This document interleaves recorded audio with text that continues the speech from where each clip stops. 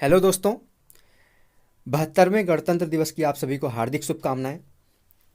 आज की इस वीडियो में मैं आप लोगों को गणतंत्र दिवस पे अगर आप भाषण देना चाहते हैं तो कैसे एक भाषण दिया जाए, उस चीज़ को स्ट्रक्चर वे में कैसे कहा जाए कि आप अपनी सारी बातों को 10 मिनट के अंदर एक अच्छे तरीके से प्रस्तुत कर सकें लोगों के सामने। तो वो सारी चीज़ें मैं आज की वीडियो में बताऊँगा। और जो स्पीच होती है, भाषण होता है, वो अगर आपका वो टॉपिक तैयार है, अच्छे से आपको उसके बारे में नॉलेज है, तो आप वैसे ही बस आपको कुछ स्ट्रक्चर फॉलो करने होते हैं। वो अगर आप फॉलो करते हैं तो आप अच्छे तरीके से स्पीच दे सकते हैं। और यहाँ पे रही गणतंत्र दिवस की बात, तो गणतंत्र दिवस हो गया, स्वतंत्रता दिवस हो गया, ये हमारे राष्ट्रीय पर्व हैं। तो सभी भारतीयों को इसके बारे में नॉलेज यानी कि जानकारी होती ही है। परंतु अगर आपको भाषण देना है किसी चीज़ के ऊपर, खासतौर से गणतंत्र दिवस या फिर स्वतंत्रता दिवस के ऊपर, तो आपको नॉलेज होने के साथ साथ उसको कैसे प्रस्तुत करना है, उसमें आपको क्या क्या चीज़ें बोलनी हैं, वो सारी चीज़ें आपको एक बार पढ़ना तो होगा ही। अगर आप पढ़ लेंगे उसको तो आपको वहाँ पे जाएंगे तो सारी चीज़ें आपको, ऐसा नहीं कि आपको नोट बना के ले जाना है। काफ़ी लोग देखते होंगे भाषण देते समय पेपर पे लिख के ले जाते हैं, तो ये ज़रूरी नहीं होता। बस आपको उस चीज़ के बारे में नॉलेज रखनी है और कैसे उसको प्रस्तुत करना है वो आपके ऊपर है, आप उसको किस तरीके से प्रस्तुत करते हैं। सभी का प्रस्तुत करने का तरीका अलग अलग होता है। तो यहाँ पे मैं आज की इस वीडियो में आप लोगों को दिखाऊंगा कि अगर आप गणतंत्र दिवस पे भाषण देना चाहते हैं तो कैसे आप एक अच्छे तरीके से भाषण दे सकते हैं, सारी चीज़ यहाँ पे दिखाऊंगा। तो यहाँ पे देख लीजिए, गणतंत्र दिवस पर भाषण की एक झलक। इस चीज़ का आप प्रिंट आउट स्क्रीनशॉट भी ले सकते हैं, और अगर आप इसको आप कॉपी पे लिखना चाहते हैं तो वीडियो रोक रोक के आप लिख भी सकते हैं। अब यहाँ पे गणतंत्र दिवस का आप भाषण देने के लिए स्टेज पे जाएंगे तो सभी के सामने आपको सबसे पहले जोश भरी पंक्तियाँ कुछ बोलनी होंगी। ऐसा नहीं कि जाते ही सबसे पहले आप अभिवादन करने लगें। सबका अभिवादन करिए, लेकिन उसके पहले ऐसा कुछ लाइन बोलिए जिससे सभी जो वहाँ पे बैठे हैं वो आपकी तरफ आकर्षित हो जाए और आपकी बातों को अच्छे से सुने। तो यहाँ पे मैं आप लोगों के सामने रामधारी सिंह दिनकर जी की 4 पंक्तियाँ यहाँ पे मैं आप लोगों के सामने रखना चाहता हूँ, और अगर आपको अच्छी लगे तो ये पंक्तियाँ आप यूज कर सकते हैं। अगर आपको और कोई भी स्पीच अच्छी लगती है, पंक्तियाँ अच्छी लगती हैं किसी की भी, तो आप यहाँ पे बस आपको वहाँ पे जोश भरना है, सबको अट्रैक्ट करना है अपने तरफ। तो यहाँ पे देख लीजिए, लिखा गया है, सदियों की ठंडी बुझी राख सुगबुगा उठी, मिट्टी सोने का ताजपन इठलाती है, दोराह समय के रथ का घर घर नाद सुनो, सिंहासन खाली करो की जनता आती है। तो ये गणतंत्र दिवस के ऊपर लिखी गई काफ़ी अच्छी पंक्तियाँ थी, तो मैंने यहाँ पे आप लोगों के लिए रख दी हैं। अगर आप इसको लिखना चाहें तो आप इसको बोल सकते हैं। अब इसके बाद तुरंत ही आप गणतंत्र दिवस की स्पीच पे आइए, आपको इसको स्ट्रक्चर वे में कैसे प्रस्तुत करना है। तो सबसे पहले आप पहुँचेंगे वहाँ पे, किसी विद्यालय में आप हैं, पढ़ रहे हैं, किसी स्कूल में हैं या फिर किसी दूसरे विद्यालय में गए हैं, तो उसको किस तरीके से आपको प्रस्तुत करना है। सबसे पहले आप मंच पे जाएंगे, ये लाइनें बोलेंगे, उसके बाद सभी का अभिवादन करिए। अगर आप इंडिविजुअली करना चाहते हैं, जैसे कि प्रधानाध्यापक का करना चाहते हैं, शिक्षक का करना चाहते हैं, और वहाँ पे उपस्थित सभी विद्यार्थियों का करना चाहते हैं, तो उस तरीके से भी आप कर सकते हैं। लेकिन अगर एक साथ सभी का करना चाहते हैं तो भी एक साथ कर सकते हैं। जैसे यहाँ पे लिखा गया है, मंच पर पहुंचकर आप सबसे पहले तो सभा में उपस्थित सभी लोगों का अभिवादन करें। उसके बाद आप क्या करेंगे, अपना परिचय देंगे। उसमें क्या बोलेंगे, सारा चीज़ नहीं बताना है अपने परिचय में, अपना नाम बताना है, कहाँ पे पढ़ते हैं, किस क्लास में। अगर आप किसी दूसरे विद्यालय में गए हैं तो अपने कॉलेज का नाम भी बताते हुए सभी को गणतंत्र दिवस की हार्दिक शुभकामनाएं दीजिए। उसके बाद इतना करने के बाद आप सीधे आ जाइए अपने स्पीच के ऊपर, क्योंकि वहाँ पे जो उपस्थित होंगे उनको पता है कि आप ही अकेले नहीं वहाँ पे भाषण देंगे। तो अपने भाषण को शॉर्ट में रखिए, ज़्यादा बड़ा ना हो, जिससे क्या होता है कि सामने वाले, अगर आधे आधे घंटे बहुत लोग भाषण देते हैं, तो सामने वाला जाहिर सी बात है कितना भी अच्छे तरीके से भाषण देता हो, ज़्यादा देर देगा तो सामने वाले उसको सुनते सुनते बोर हो जाते हैं। तो उसको अट्रैक्टिव बनाने के लिए अगर आप चाहते हैं तो एक एक 2-2 मिनट के बाद कुछ लाइनें, जोशीली लाइनें आप बोल सकते हैं। अब इसके बाद आपको गणतंत्र दिवस के बारे में थोड़ा सा भाव बनाना है, उसके बारे में आपको शुरुआत करनी है। तो यहाँ पे देख लीजिए, लिखा गया, इसको भी आप लिख सकते हैं। आज हम सभी यहाँ बेहद खास अवसर पर 72वां गणतंत्र दिवस मनाने के लिए इकट्ठा हुए हैं। भारत के लिए गणतंत्र दिवस केवल पर्व नहीं बल्कि गौरव और सम्मान है। यह दिवस हर भारतीय का अभिमान है। अनगिनत लोगों की कुर्बानी के बाद भारत माँ को 15 अगस्त 1947 को आज़ादी मिली थी, लेकिन उन्हें स्वतंत्रता का आकार 26 जनवरी 1950 को मिला, क्योंकि इसी दिन हमारा संविधान लागू हुआ था। तो इससे सभी को पता चल जाएगा कि आप किस चीज़ के बारे में आप बताने जा रहे हैं। अब इसके बाद देखिए भारत का संविधान, इसके बाद आप बीच में लाइनें भर सकते हैं, यहाँ पे आपके ऊपर है, क्योंकि अगर आप बीच में लाइनें, खास तौर से आप किसी भी भाषण, कोई भी भाषण देता होगा, आप अट्रैक्ट उसके भाषण से नहीं होते, उसके देने के तरीके, भाषण देने के तरीके से होते हैं। उसमें आपको किस तरीके से वो अट्रैक्ट कर रहा है, अपनी बातों को किस तरीके से आपको सुनने के लिए प्रेरित कर रहा है। तो अगर आप लगातार बोलते ही जाएंगे तो आपसे प्रेरित नहीं होगा, बोर हो जाएगा, आपकी बातों को सुनेगा नहीं। तो बीच बीच में कुछ लाइनें बोलते रहिए। खास तौर से कोई भाषण दे रहे हैं तो उसमें ज़रूरी होता है कोई ऐसी लाइन जिससे सारी जनता आपके सामने जो बैठी है, चाहे वो शिक्षक हों, चाहे स्टूडेंट हों, टीचर हों, सभी आपसे आपकी बातों को सुनने के लिए प्रेरित हों। तो उसके बाद देख लीजिए यहाँ पे मैं कंटेंट दिखा रहा हूँ आपको कि आप अपने भाषण में क्या लिख सकते हैं।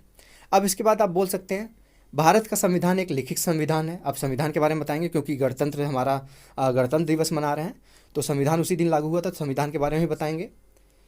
हमारे संविधान को बनाने में 2 साल 11 महीने और 18 दिन का समय लगा।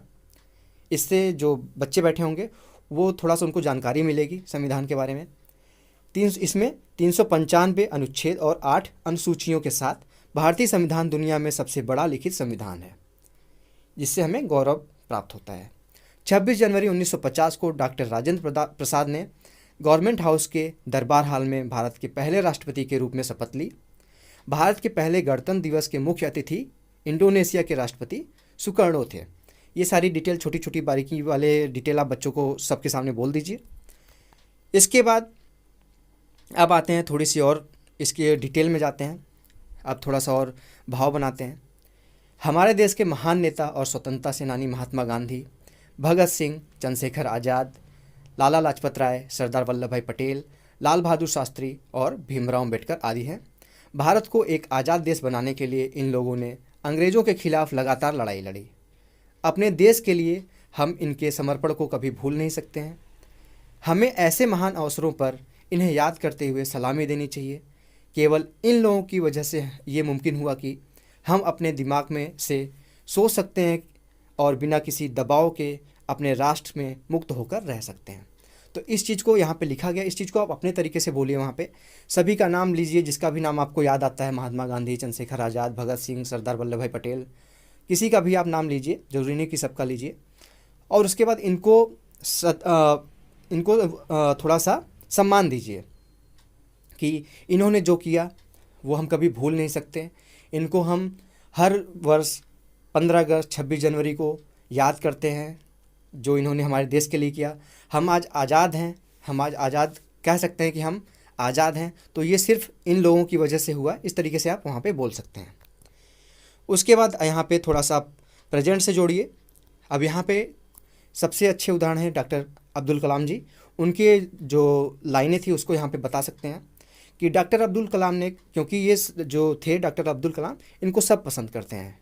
जब सब जिसको सब पसंद करते हैं उसके बारे में अगर आप बताएंगे तो सामने वाला जो बैठा है वो आपको अच्छे तरीके से सुनेगा। तो यहाँ पे देख लीजिए, लिखा गया है, डॉक्टर अब्दुल कलाम ने कहा है कि अगर एक देश भ्रष्टाचार मुक्त होता है तो सुंदर मस्तिष्क का एक राष्ट्र बनता है। इसको आप अपने लाइन में कह सकते हैं कि हमारे देश के जो राष्ट्रपति थे डॉक्टर अब्दुल कलाम जी, उन्होंने कहा था अगर किसी देश से भ्रष्टाचार मुक्त हो जाता है तो उस देश का जो मस्तिष्क होगा एक सुंदर मस्तिष्क का विकास होगा। उनका मानना था कि हमारे यहाँ 3 प्रधान सदस्य होते हैं, सबसे पहले माता पिता और उसके बाद जो स्थान प्राप्त है वो शिक्षक को दिया गया है, गुरु को। तो इसको इस तरीके से कहने के बाद उसके बाद देखिए यहाँ लिखा गया है, भारत के एक नागरिक के रूप में हमें इसके बारे में गंभीरता से सोचना चाहिए और अपने देश को आगे बढ़ाने के लिए सभी मुमकिन प्रयास करने चाहिए। हमें जिम्मेदारी लेनी चाहिए तथा सामाजिक मुद्दों जैसे गरीबी, बेरोजगारी, अशिक्षा, ग्लोबल वार्मिंग, असमानता आदि से अवगत रहना चाहिए और अपने स्तर पर योगदान देना चाहिए। आप जिस भी स्तर पर हैं आप उस स्तर पर योगदान दे सकते हैं। ये ना सोचिए कि सामने वाला योगदान नहीं दे रहा है तो हम क्यों दें। और ख़ास तौर से आप अपने आसपास देखेंगे, इस तरीके से आप बोल सकते हैं जो मैं अभी बोल रहा हूँ, कि आप अपने आसपास देखेंगे जहाँ पे अशिक्षा है वहाँ पे असमानता है। इसीलिए हमको असमानता को दूर करने के लिए शिक्षा की भी अत्यंत ज़रूरत पड़ती है। अब इसके बाद आपको दिखा देता हूँ, अब गणतंत्र दिवस के बारे में थोड़ा सा और बता दीजिए कि गणतंत्र दिवस पे क्या क्या होता है देश में। तो यहाँ पे देख लीजिए, बताया गया है गणतंत्र दिवस के मौके पर राजपथ पर तिरंगा फहराया जाता है, फिर राष्ट्रगान गाया जाता है और 21 तोपों की सलामी होती है। 1957 में भारत सरकार ने बच्चों के लिए राष्ट्रीय बहादुरी पुरस्कार शुरू किया था। बहादुरी पुरस्कार 16 साल से कम उम्र के बच्चों को अलग अलग क्षेत्र में बहादुरी के लिए दिया जाता है। गणतंत्र दिवस के मौके पर अशोक चक्र और कीर्ति चक्र जैसे महत्वपूर्ण सम्मान दिए जाते हैं, जो हमारे भारत के सैनिकों को दिए जाते हैं। इसके बाद हमारी सेना अपना शक्ति प्रदर्शन करती है और परेड मार्च करती है। तो अगर आप शॉर्ट में करना चाहते हैं तो यहाँ पे आप अपना जो भाषण है वो एंड कर सकते हैं, और एंड करने के पहले आप फिर से एक बार सभी के अंदर जोश भरने के लिए कुछ लाइनें बोल दीजिए वहाँ पे। अब यहाँ पे देखिए लाइन है, अगर आपको ये लाइन पसंद आती है तो प्लीज़ इस वीडियो को लाइक करिएगा, और इस लाइन को अगर आप अपने भाषण में यूज करना चाहते हैं तो यूज कर सकते हैं, अंत के लिए काफ़ी अच्छी लाइन है। अब यहाँ पे देख लीजिए, इसको इस तरीके से कहिए, ना सरकार मेरी है ना रौब मेरा है, ना बड़ा सा नाम मेरा है, मुझे तो एक छोटी सी बात पर गर्व है, मैं हिंदुस्तान का हूँ और हिंदुस्तान मेरा है। इस पर आप देखेंगे इतनी तालियां बजेंगी आपके भाषण के बाद, और जैसे ही ये लाइन ख़त्म होगी उसके बाद आप कहिए कि अब मैं अपने भाषण को यहाँ पे विराम देता हूँ। अन्य सदस्यों को मैं अब मौका देता हूँ कि वो यहाँ पे आएँ और गणतंत्र दिवस के मौके पर अपने विचार प्रस्तुत करें। इसी के साथ आप जय हिंद वंदे मातरम बोलते हुए अपने भाषण का एंड करिए। देखिएंगे कि आप अगर इसको प्रभावशाली तरीके से आप प्रस्तुत करते हैं तो कितनी ज़्यादा आपकी भाषण के ऊपर तालियां बजेंगी। तो दोस्तों, अगर आप लोगों को आज का ये भाषण जो मैंने आप लोगों के सामने प्रस्तुत किया, इसको आपको अच्छा लगा तो प्लीज़ इसको लिख लीजिएगा, और अगर आपको अच्छा लगा तो इस वीडियो को लाइक भी कर दीजिएगा, भारत देश के नाम, हिंदुस्तान के नाम। और एक बार फिर से आप सभी को गणतंत्र दिवस की हार्दिक शुभकामनाएं। आप सभी का दिन अच्छे से बीते 26 जनवरी का। हर साल आप इसी तरीके से जहाँ पे भी हों, स्कूल में, कॉलेज में, कहीं पे भी उपस्थित हों, अच्छे तरीके से इस पर्व को मनाएं। तो मिलते हैं नेक्स्ट वीडियो में अब फिर से। तो जैसा कि मैं सभी वीडियो के एंड में बोलता हूँ, अगर आप लोग रोशन की क्लास यूट्यूब चैनल को अभी तक सब्सक्राइब नहीं किए तो नीचे सब्सक्राइब का बटन होगा लाल कलर का, उस पर क्लिक करके सब्सक्राइब कर लीजिए और साथ ही साथ बेल आइकन को दबा दीजिए। तो फ्रेंड्स, मिलते हैं नेक्स्ट वीडियो में, तब तक के लिए आप लोगों का बहुत बहुत धन्यवाद। जय हिंद, वंदे मातरम।